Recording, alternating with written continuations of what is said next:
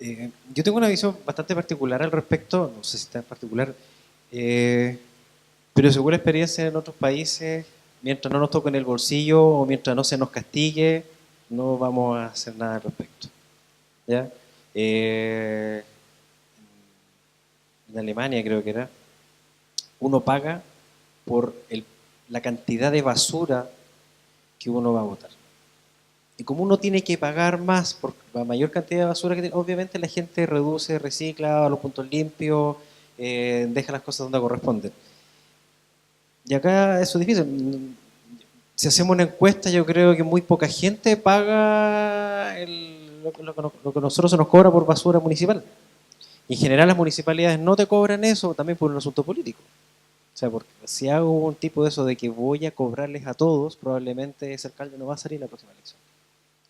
Entonces, hay que irlo por ese lado. Y como dice Sadi, es una cosa de educación desde chiquitito. O sea, que tengas claro que tienes que ir al basurero y hacer el tema de... Hoy día, por suerte, en el colegio de mi hija vi que tienen puntos limpios en cada uno de los pisos. Una vez me pasó en... ¿Dónde fue? En el aeropuerto de Santiago. Tienen basureros para plásticos, papeles y latas. Ah, qué bonito. Y de repente viene el caballero con el basurero, sacó las tres bolsas, las juntó en una sola y se fue. Entonces, ¿qué sacas con hacer algo así si en alguna parte de la cadena se te corta? Pero eso también, o sea, probablemente el caballero no tenía la culpa, él no sabía y para él lo más fácil justamente, si le pasan el carro, probablemente es juntar todo e irse. ¿Alguien más quería hablar?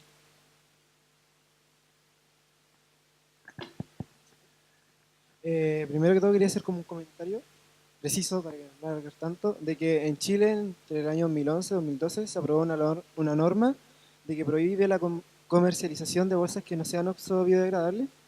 Eh, Además, lo que voy a comentar es que ahora se está tratando de implementar una norma en todo Chile que se ha implementado ya en algunos lugares como en el sur, en Pucón, de que por compra son máximo 3 bolsas por compra, sin importar la cantidad de cosas que lleve. Porque aunque haya como cultura de usar la bolsita, para que se genere cultura de usar la bolsita biodegradable que regalan en todos lados, que en todas las casas yo creo que hay, de hecho en mi caso yo tengo montones y yo la ocupo, porque trato de no ocupar bolsa y cuando vaya a comprar algo como ando con mochila, no doy de bolsa y lo echo en la mochila. Entonces como que falta un problema, es como más de cultura para que la gente aprenda a andar con su bolsita que le regalan en cualquier lado para poder usarla y no ocupar más bolsas plásticas y reducir el uso de bolsas gradualmente. Lo otro que quería era como la pregunta de que leí hoy día de que en esta universidad se está desarrollando un plástico a base de cáscara de tomate, ya que el tomate representa como el 60% de la hortaliza que se exporta en Chile. Y quería preguntar qué tipo de plástico están desarrollando, como por ejemplo para dar solución a estos envases de donde vienen las pillas, los arándanos, ese tipo de envases plásticos que en realidad tienen súper poco tiempo de uso porque uno lo compra 2 días y ya se fue a la basura el envase plástico. Bueno, acá en los presentes está una tesista que trabaja con la piel del tomate. Y es un proyecto de línea 1 que ahora se va a postular a un proyecto de línea 2. Primero, ella a lo mejor puede hablar un poco más del proceso químico que ha hecho durante su tesis, pero ese proyecto está a cargo de la profesora Mónica Pérez, que pertenece al Departamento de Polímeros de la Universidad de Concepción, de la Facultad de Ciencias Químicas. Bueno, ¿qué se está haciendo con eso? Es decir, todos sabemos hace mucho tiempo que necesitamos materiales para esas aplicaciones de un solo uso que sean biodegradables o que sean compostables. ¿Cuál fue el nicho que se vio en este proyecto? El nicho que se vio en este proyecto es que había un importante residuo de la industria del tomate, que ahora no te puedo decir las cifras como tal, aunque participo del proyecto, pero eso no lo recuerdo, y cómo ese residuo, que por ejemplo puede utilizarse para fertilizantes, cómo también puede aprovecharse para hacer un bioplástico. Pero nosotros en ese proyecto, la profesora Mónica y el equipo que participa, lo que quiere es ese bioplástico de la industria del tomate, volverlo a utilizar para lo que sea el envasado, por ejemplo, de salsa de tomate. En eso se está trabajando como tal, y bueno, y si se da financiamiento, Corfo, porque hay que estar claros, es decir, si Corfo no financia, no tenemos dinero para hacer investigaciones y que esas investigaciones pasen a escala de laboratorio, a escala piloto y después a escala semi-industrial. En cuanto a todo lo que tiene que ver con lo que se está haciendo para los clanches de todo lo que es frutillas y todo lo que es arándano, primero quiero comentarte que los clanches, que por lo menos que yo conozco, ¿me entiendes?, se hacen a partir de PET reciclado. Es una ventaja. Es decir, cuando no están utilizando el PET virgen, si no están utilizando el PET reciclado, no es un PET reciclado que viene de Chile, porque Chile no es capaz de reciclar, aunque consume bastante PET en botella, es un PET que viene fundamentalmente de Ecuador, ya como tal. Entonces, ese PET se importa a un precio mucho más bajo que el PET virgen. No quiero dar cifras porque me puedo confundir, pero sí estoy segura que es alrededor de un 30% menos que lo que cuesta un PET virgen.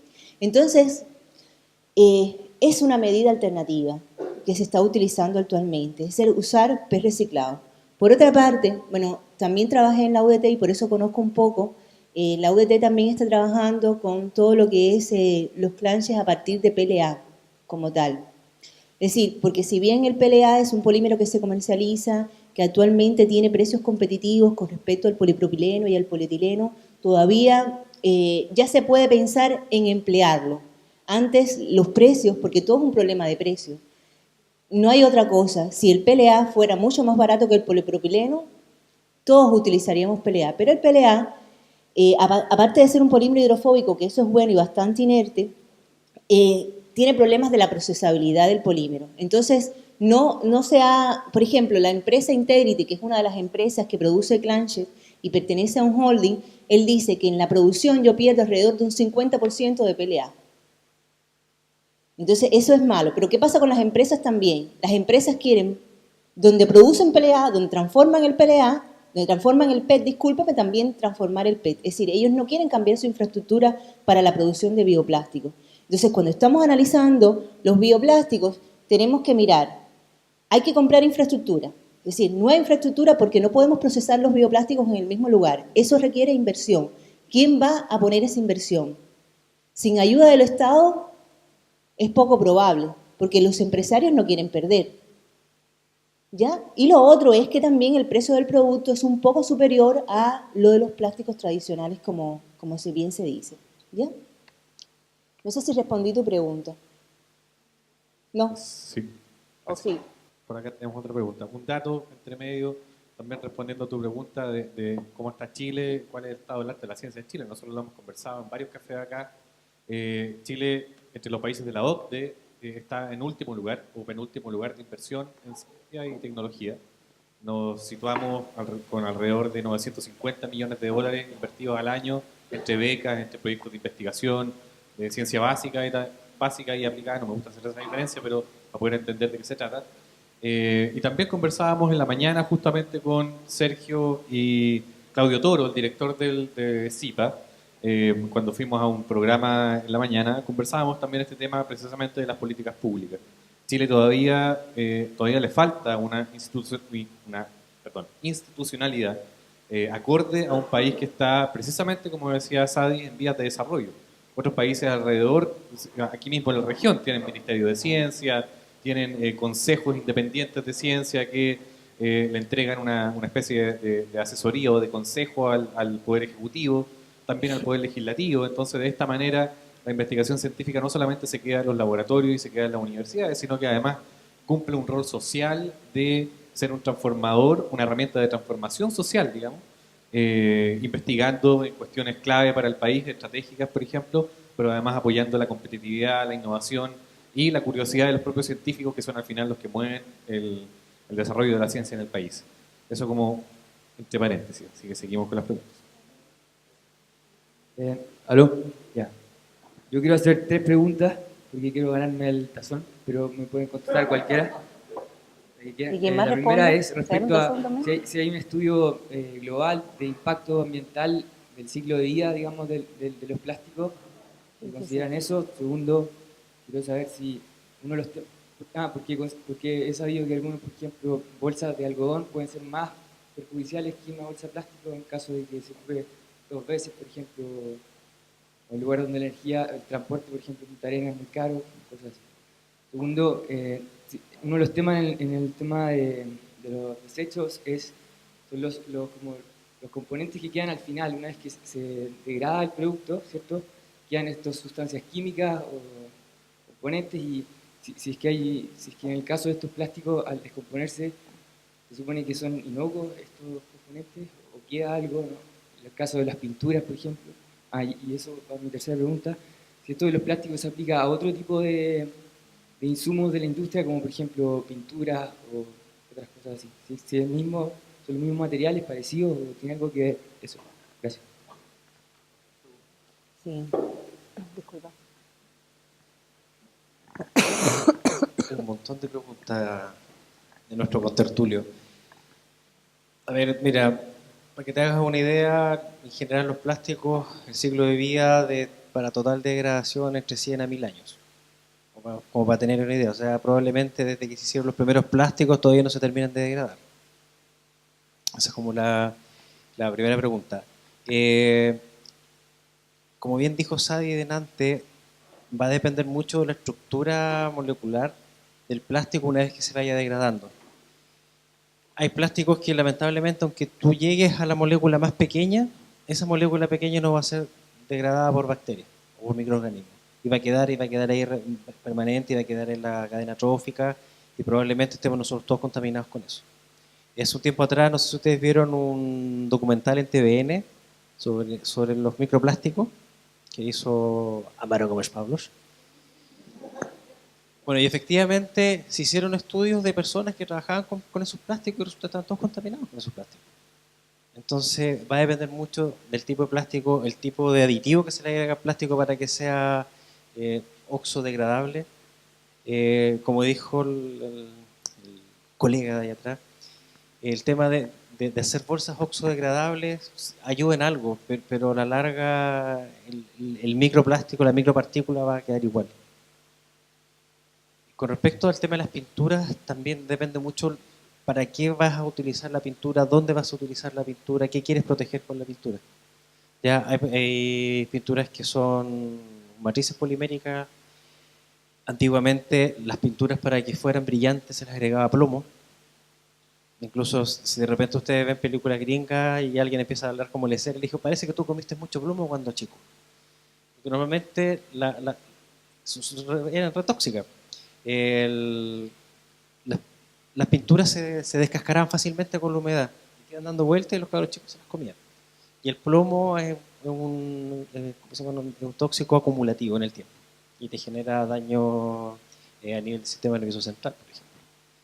Entonces, como dijo Sadi, o sea, lamentablemente en este mundo en el que vivimos estamos envueltos de todas estas cosas y hay que saber convivir con ellas. No sé si te contesté todas las preguntas. ¿Sabéis? ¿Quieres hacer un comentario extra a eso? No solamente igual se han hecho estudios de ciclos de vida de los plásticos, pero todo el estudio de ciclo de vida de los plásticos depende de quién lo haga.